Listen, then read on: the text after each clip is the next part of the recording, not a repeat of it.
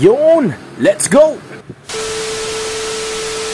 Yo, kanina sinabi ko sa video ko meron akong sore eyes. Pero yung kliyente, hindi sila naniniwala. Alam mo kung ano tinanong nila? Kung saan daw ako kumuha.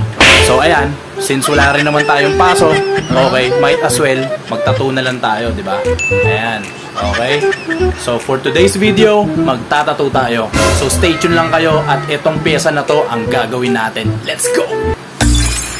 Okay, at eto sinimulan ko na nga ang pyesa ng ating napakalupit na kliyente. Ang project nga pala na collaboration namin ay isang oriental piece na pointillism. Ayan. So eto, nagsimula kami sa first session, peony flower dito sa dibdib papunta sa kanyang kamay or diretso papuntang sleeve. Pag pointillism nga pala, personally, ang prefer ko is 3RL na liner syempre. Ayan. Mas pino, mas okay, pero mas dito lang talaga ako sanay na gamitin pagka nagpo-pointillism. And share ko nga lang pala, no, first time ko mag-pointillism na colored. Yan, tas ganito pa kalaki, no, kaya medyo challenging.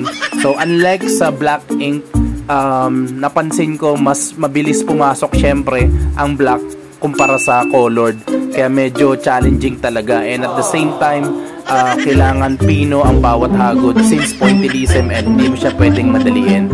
So kailangan lang magbaon ng mahabang pasensya.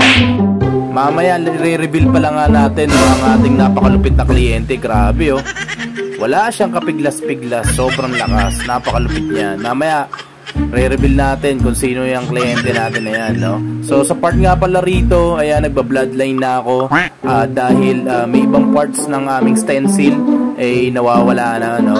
So medyo nag-bloodline lang tayo dyan ng konti para ma-assure natin na hindi mawawala sa forma yung gagawin natin na design. Itong design nga pala, no, na ginagawa namin ngayon ay almost isang buong A4 size na papel, no?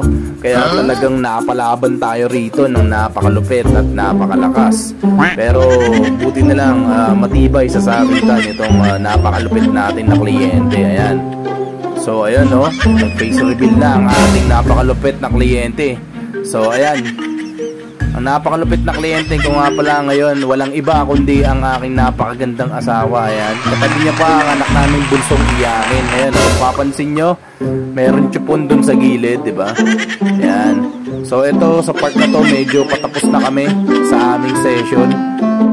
Okay, shoutout ko nga lang pala ang aking kapatid na mananato na nagtattoo sa aking ulo at leeg. Ayan, si kapatid na Fernan Galban, ayan, ng Irie Ink.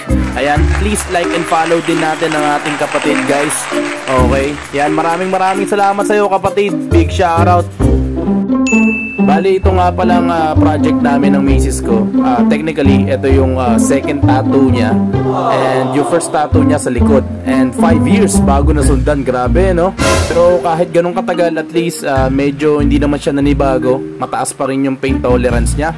And eto na nga pala ang aming finished product para sa aming first session dito sa aming oriental project na pointillism. Ayan, maraming salamat sa inyo mga kabiyahe, sa inyong panonood at walang sawang pagmamahal.